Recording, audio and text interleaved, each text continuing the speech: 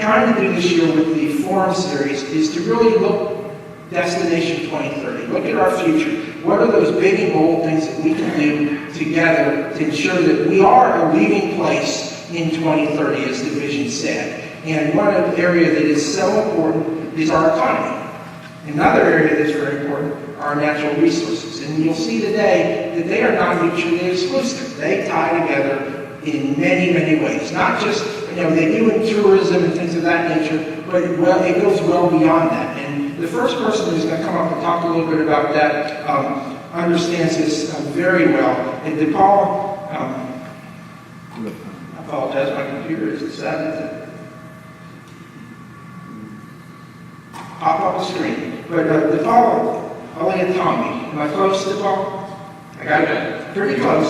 He is the president of Alliance Consulting Engineers, and he spoke to our elected officials back in a month ago, 2 months ago, with a similar around the connection between our resources and our economy, and asked him to come and speak to this group today because I think the message is very important, that they are not mutually exclusive. They work together, and we need to be thinking of that as we grow and as we look to bring businesses here to the region. So I'm going to invite Deepal to come up and talk for a little while about that issue. And then we'll hear a little bit more specifically about the 3 areas, and then we're going to have a discussion amongst all of us.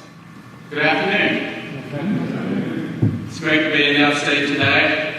As Dean said, I'm going to talk to you a little bit about economic development, how natural resources work hand in hand with economic development. I'm going to tee it up so that Myron and the rest of the speakers will be able to talk about air, land, and water. So economic development is an important thing for our state, and economic development is many things for many different folks. But building a new bank, a new grocery store, a new doctor's office, a hospital, those are all great things.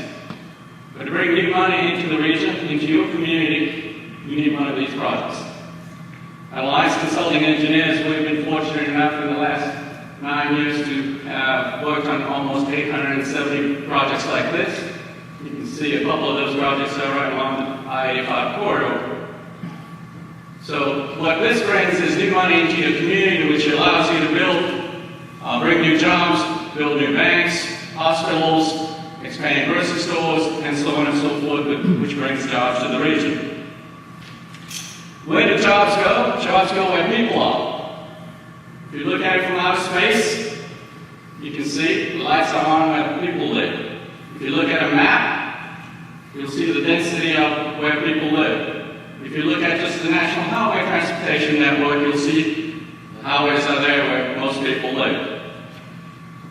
And I've said this before, if you don't believe me, believe the federal government. In the last census that was completed in 2010, these 30 states, the population did not change. These 10 states lost population. You notice that most of them are in the Midwest and Northeast, with the exception of one in the South, which is Louisiana, which is because of Hurricane Katrina, and a lot of folks never came back. But 8 states actually gained population. 4 of them are in the South. Most of you have seen this map.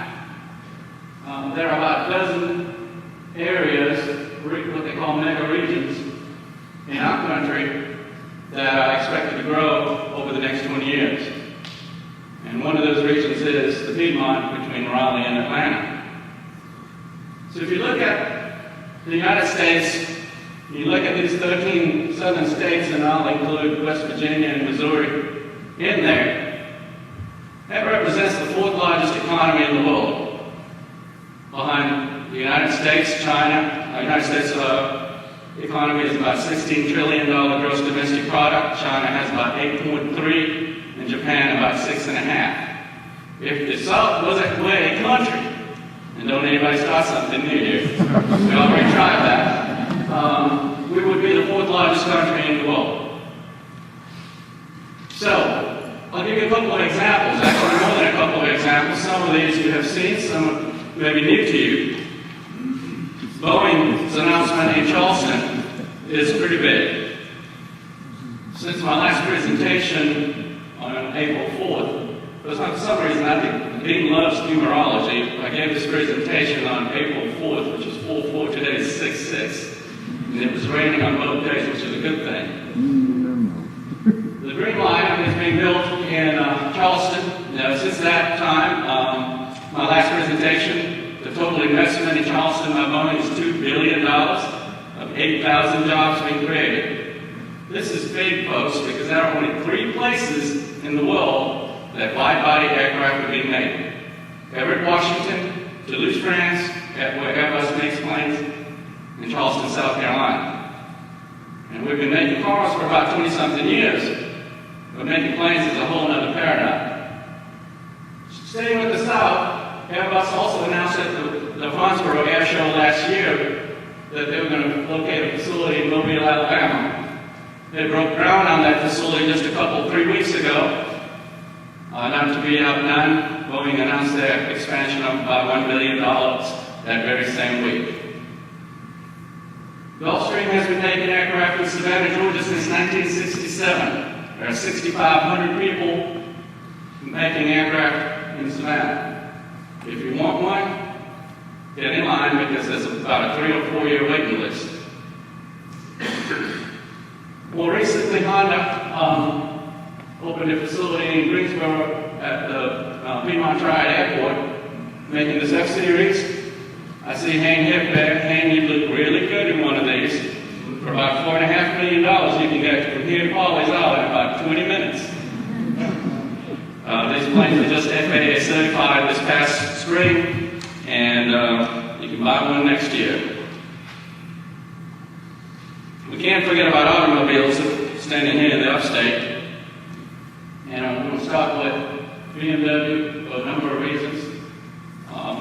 We're making the X3, 4, 5, and 6.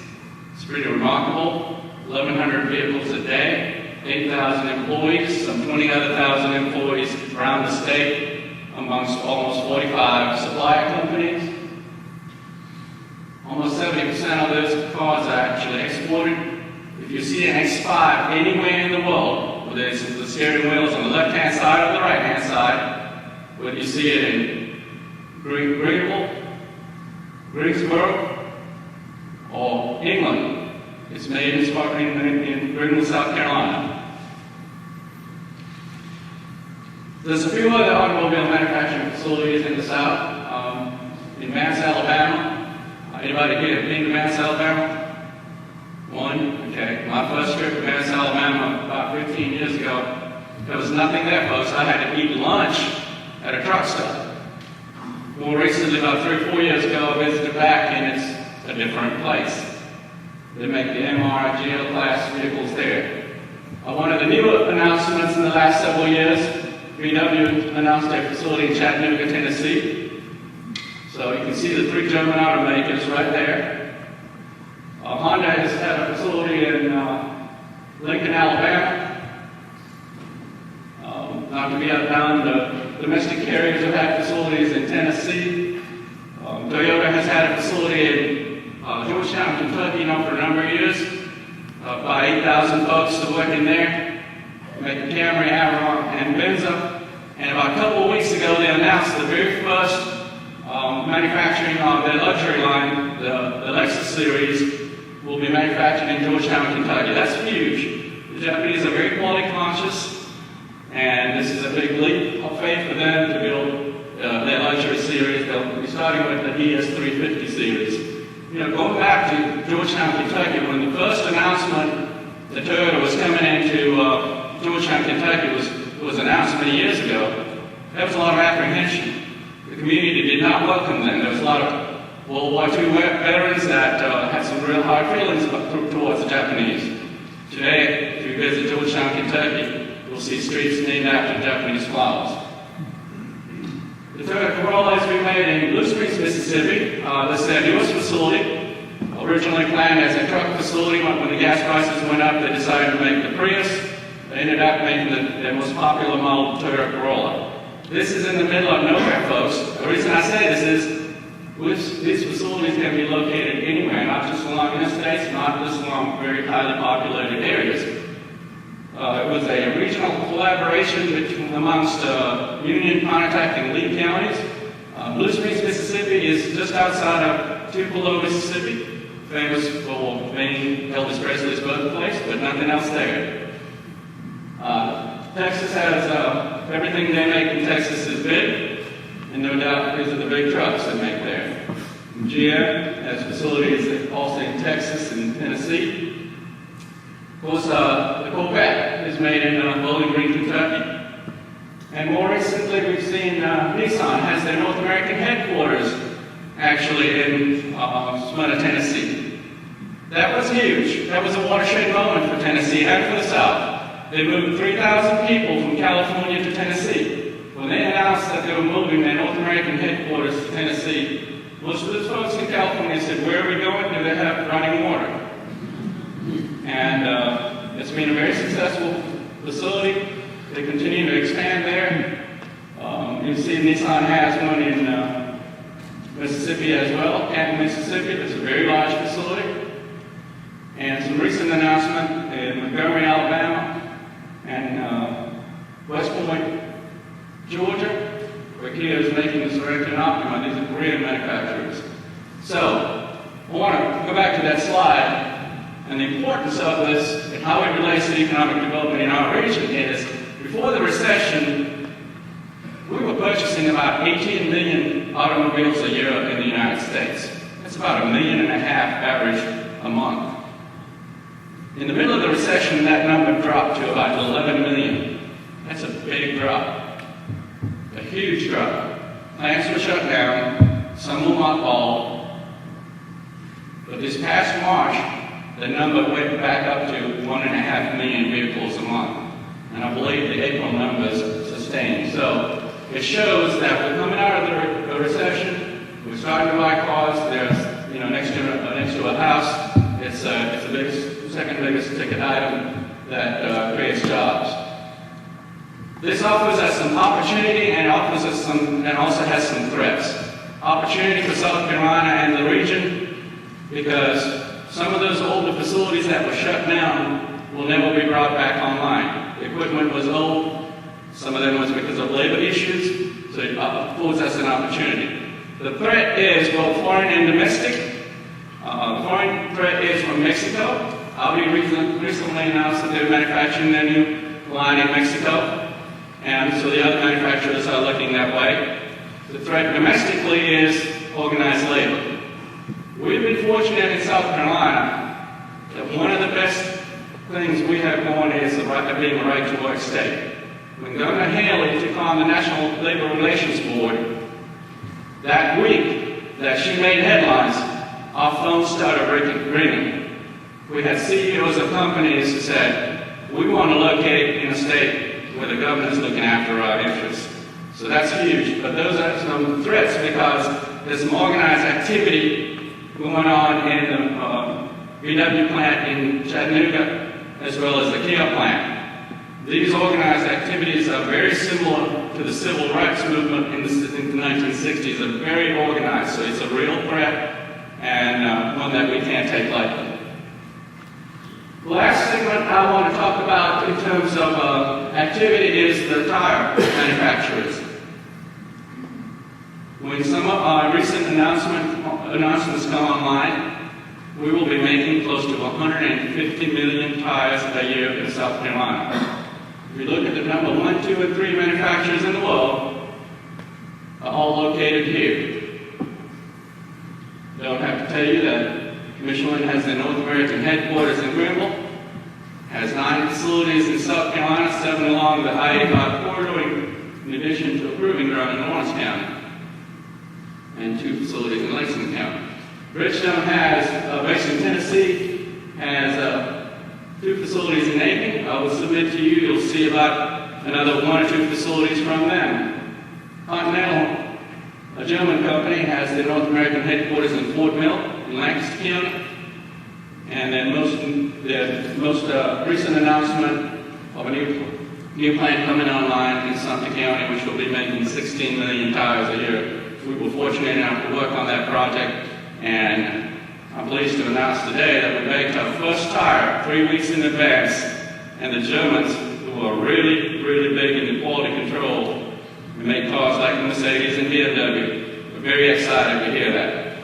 Now, this plant was announced at the same time they had started a facility in Russia. And I challenged the German engineers that we would build a plant in Sumter before they finished one in Russia. And they said no, but they wouldn't take me up on a bet. I said, I don't know what you guys do when it's minus 30 degrees, but we don't come out of bed.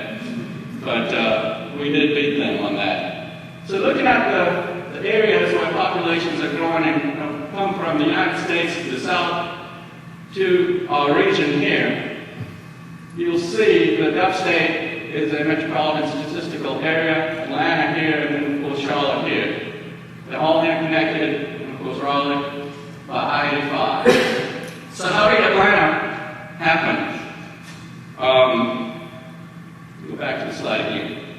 So if you look at the state of South Carolina, we have a population of about 4.5 million. That's about 24th in population out of the 50 states. We're 40th in land mass. We're not a big state. We're a pretty small state. Compared to that, the state of Georgia, with a population of almost 10 million, 9.8 million, is the largest landmass state east of the Mississippi. I say that, and somebody corrected me the last time and said, no, Florida is. Actually, Florida is the largest state east of the Mississippi. But there's 13% of Florida is water, and we usually don't live on water. A few people do. So when you subtract that, Georgia is the largest landmass state. North Carolina has a population of about 9.7 million, if I'm not mistaken, pretty close to what Georgia has. Our population, again, 4.5 million.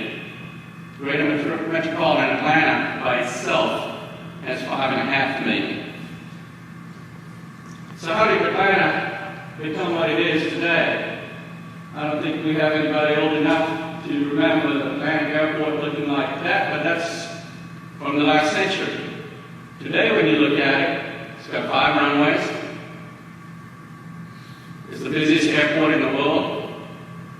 It just finished the 5th parallel runway a few years ago, and last year did the international terminal, which was a $1.2 billion investment. They're done. There's no more room for expansion in Atlanta. You can see it. The interstate all the way around it. They're not going to stand by. The next project that they're going to do for the next 20 years is build an airport in Columbus, Georgia, on Alabama state line, and build a high-speed rail link that will be 1 hour between Columbus and Atlanta, and it'll be seamless.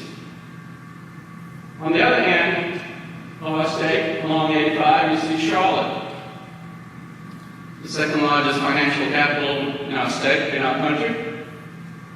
Also, and I'm bringing these airport issues up for a reason. You'll see that in a minute. This is what Charlotte looked like in the 80s. That's what it looks like today. 3 parallel runways, the newest one right there. And also, they're building an inland port. Norfolk Southern is building an inland port between these 2 runways, below grade, above ground. Charlotte is betting on the next paradigm of e-commerce. We all can do next day delivery right now, meaning you can order something by 10 o'clock at night and still have it delivered anywhere in the continental United States by 10 o'clock in the morning. Well, that's not good enough for some folks. Some folks, they want to order something at lunchtime and pick it up by 5 o'clock on their doorstep. What's next? I don't know. So Charlotte's betting on that, so that's why they have the inland port between these 2 runways. And this is huge, folks. This runway is 12,000 feet. So what does 12,000 feet mean? The director of the Charlotte Airport, Jerry Orr, says it best. 12,000 feet of highway, you get to go at 12,000 feet. 12,000 feet of runway, you can go anywhere in the world. The importance of that is, how does it relate to economic development? Is that you can take a direct flight from Charlotte to Asia, or come back from there, and you can go to any of your manufacturing facilities in a short period of time. So let me give you a couple of examples. We're dealing with 3 prospects left right now. The Asian prospects, total investment will be somewhere close to $7 billion, probably close to 4,000 jobs if all 3 happen. They want to be within 45 minutes of Charlotte Douglas International Airport. Why? Because they don't want to travel from Japan or China or wherever for 18, 19 hours, hang around an airport for another 3 or 4 hours, and catch another flight. They want to fly those 18 or 19 hours, get in a car, and be at their facility in less than an hour. If you don't think that's important, it's already happening. A good example of that is Chiquita Banana Company. Had their facility, North American headquarters in Cincinnati, Ohio. They relocated the entire headquarters facility and all their staff to Charlotte. Why? Because Cincinnati lost a lot of flights. When they were originally located there, Cincinnati had close to 300 and 400 flights a day. It's a very expensive airport to work out of. Labor issues, jet prices, the jet fuel prices were too fluctuating, snow removal, etc. That Delta pulled out of there. And because there's 700 flights out of Charlotte, they located there. That's jobs being created. And one more thing I'd like to tell you. One of the reasons, and some of y'all as old as I am will remember, Piedmont Airlines. Piedmont Airlines was based in Winston-Salem. And when they were looking for a new hub, Mayor John Belk from Charlotte said, "Come on over to Charlotte, we'll build you an airport." Winston-Salem didn't want it. Raleigh didn't want it. Charlotte did. The rest is history. Today, it's the 6th busiest airport in the world, based on takeoffs and landings. I came here today via the Queen City. I was in the office there yesterday and left there this morning.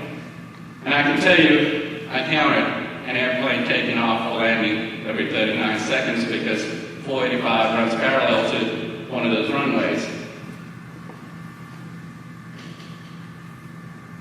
Well, so where are we? We're in the sweet spot. GSP, with its inland port activity going on, which is right about there, and this land surrounding it. I don't think David was here? I think David's here. If David was here, he would tell you that they're planning on all this area around the airport to be industrial, create jobs. They're setting the table so companies can locate there. This is huge. This slide is brand spanking new. In fact, as we speak right this moment, there's a public meeting going on in Charlotte. It started at 3 o'clock. This is the new high-speed rail corridor. They'll go from Raleigh to Atlanta, showing you Charlotte. There's about 6 different routes being considered. When you add all those up,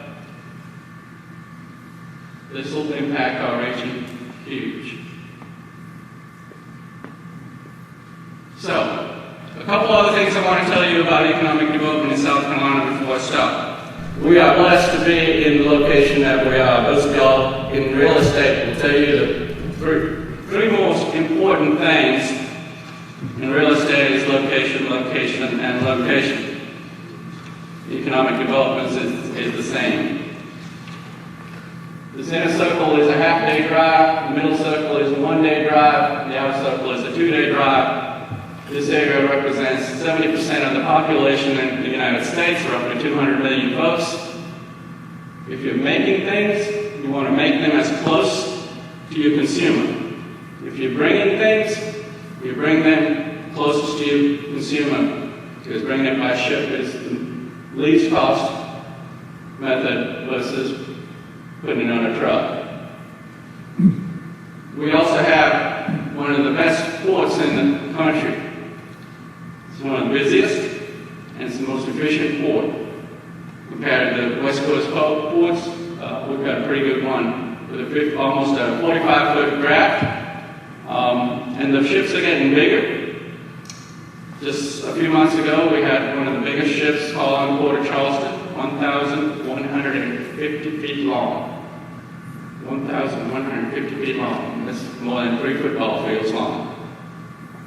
It had to be brought in during high tide. Required 45 feet of draft. So high tide was at about 47 feet. I'm not sure about you guys, but I wouldn't have wanted to captain that ship 2 feet of water beneath you with all that stuff on it, sitting on top. 6 terminals. We're fortunate to have this. Charleston is a harbor port compared to Savannah, which I'll talk to you about in a minute. 6 terminals. The expansion going on at the North Charleston terminal, this is a visualization of it, will come online in 2017. Will increase the port's container capacity by 50%. That's important because folks like Michelin, Bosch, and others that export products, they need this capacity. BMWs, of course, don't go in container cargo, but it's important. Once this is finished, Charleston will be at capacity. So we've got to look at the future. Whenever I talk about combining resources with somebody else, it always gets a little dicey. But we've got to look towards the next 25 to 50 years for our grandchildren, and that will be a proposed terminal in Jasper County with the Port of Georgia. The Garden City Terminal, which is the existing Savannah port, is 35 miles from the outer buoy, and they currently have about a 37-foot draft. They're trying to get to 45 feet. This should be what we need to think about for the next 50 years. When we talk about collaborating with the state of Georgia, get some hard feelings, and I always tell folks, if they can do it in New York and New Jersey, we can do it here. Let's save our rivalries for a Saturday in the fall. We'll all be happy. The Panama Canal is being expanded. 100th anniversary of the Panama Canal is next year. They're adding a 3rd set of locks. The Suez Canal has already been expanded. The ships that will be made for the next 10 years will be 3 times as big as the ones that they make now. There will probably be 2 to 4 ports on the East Coast that can accommodate these ships. New York will be one because of the size of the population there. Perhaps Charleston, Savannah, and maybe Miami or Jacksonville. Perhaps even Virginia or Norfolk. All the others will be feeder ports, just like airlines have large hubs. We're fortunate to have an extensive highway system. 5 interstates, 3 that begin in South Carolina, 20, 77, and 26. And I-73 that will go from Myrtle Beach to Detroit, Michigan in somebody else's lifetime. I think we'll see connecting with North Carolina in the next 10 years, but beyond that, I don't think anybody's planning anything. But we have a really good highway system. For a small state, we also have the 4th largest highway network. That's a topic for another day, I believe. Dean's got one coming up in September. Well, that is important for economic development. Rail. We have 2 Class 1 rail carriers, CSX and Norfolk Southern in our state. The rule of thumb is there are 4 Class 1 rail carriers in the United States. Norfolk Southern, CSX east of the Mississippi. BNSF, that's Mr. Buffett's little rail company, and Union Pacific on the west of the Mississippi. We also have a number of short lines, especially up here in Upstate. They serve a real valuable service, taking on the goods that the Class 1 carriers don't. Most of our industrial sites are located within 1 hour from any of these airports, and that's pretty big.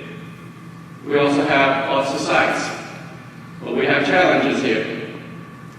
We have been very successful over the last 10 years in locating industry in our state, much more than our neighbors have. but our best sites have now been taken. And we haven't done anything to improve the conditions to now compete. Our B sites are now competing with the other states' A sites. We're talking about putting in water, wastewater, rail, highway access. And when we talk to communities about this, they always talk about the fact that they don't have any money to do this. And I'll leave you with this thought on that. If you want an outsider to invest in your community, you must first invest in your community.